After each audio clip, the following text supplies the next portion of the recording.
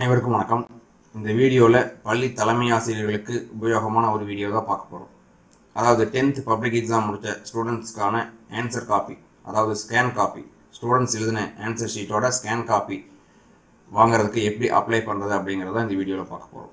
இந்த வீடியோ பார்க்குறதுக்கு முன்னாடி எல்லோரும் நம்முடைய சேனலை மறக்காமல் சப்ஸ்கிரைப் பண்ணிடுங்க. இப்போ வாங்க வீடியோக்குள்ளே போகலாம். ஃபஸ்ட்டு dge.tn.gov.in இந்த வெப்சைட்டில் போய்க்குங்க. உள்ளே போனதையும் பாருங்கள், ரைட் சைடில் click here to access online போர்ட்டல்னு இருக்குது. அதை கிளிக் பண்ணணும். இதை கிளிக் பண்ண உடனே பாருங்கள், இன்னொரு லிங்க் ஓப்பன் ஆகும். இதில் அந்தந்த ஸ்கூலோட யூசர் நேம் பாஸ்வேர்டு போட்டு நம்ம லாகின் பண்ணணும். லாகின் பண்ண உடனே பாருங்கள், அந்த ஸ்கேன் காப்பி அப்ளை பண்ணுறதுக்கான பேஜ்குள்ளே போகும். Regular candidate scan and retotal இருக்குது பாருங்கள், இந்த ஆப்ஷன் கிளிக் பண்ணணும்.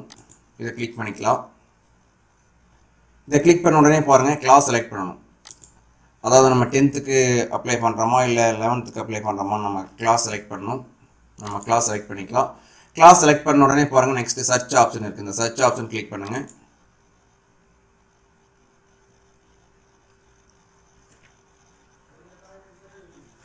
சர்ச் ஆப்ஷன் கிளிக் பண்ண உடனே நம்மகிட்ட படிக்கிற 10th ஸ்டூடெண்ட்ஸோட லிஸ்ட் எல்லாமே வந்துடும். எவ்வளோ ஸ்டூடெண்ட்ஸ் இருக்காங்களோ அவங்களுக்கு அந்த ஸ்டூடெண்ட்ஸோடைய லிஸ்ட்டு வந்துடும். அந்த ஸ்டூடெண்ட்டில் எந்த ஸ்டூடெண்ட்டுக்கு நம்ம அப்ளை பண்ணணுமோ அந்த ஸ்டூடெண்ட் நேம் பக்கத்தில் இருக்கக்கூடிய அப்ளை அப்படிங்கிற பட்டனை நம்ம ப்ரெஸ் பண்ணணும். அப்ளைங்கிற பட்டன் ப்ரெஸ் பண்ணலாம்.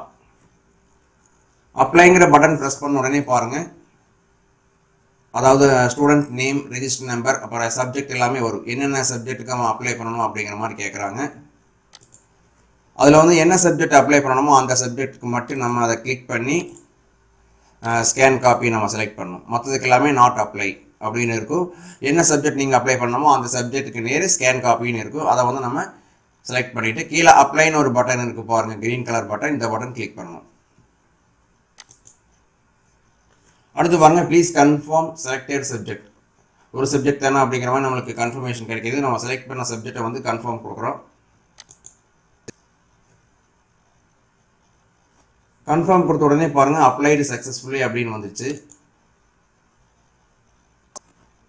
அடுத்து பாருங்கள், ப்ராசஸிங்னு போய் இந்த சைடில் பார்த்தீங்கன்னா டவுன்லோடு பண்ணுற ஆப்ஷன் இருக்குது.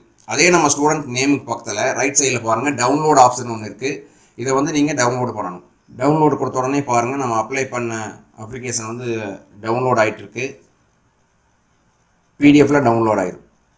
இந்த பிடிஎஃப் அப்ளிகேஷன் ஃபார்மேட்டை நம்ம பக்கத்தில் இருக்கக்கூடிய மாவட்ட கல்வி அலுவலகம் அந்த ஆஃபீஸில் போய் டிஓ ஆஃபீஸில் கொடுத்து நம்ம அதுக்கு அமௌண்ட்டு பே பண்ணி சம்மந்தப்பட்ட ஸ்கூல் மூலமாக நம்ம எக்ஸாம் எழுதின ஆன்சர் சீட்டை நம்ம அதோடைய ஜெராக்ஸ் காப்பியை வாங்கி பார்த்து நம்ம ரீவேல்யூஷன் போடுறதோ அல்லது ரீடோட்டல் போடுறதோ அதை நம்ம டிசைட் பண்ணலாம்.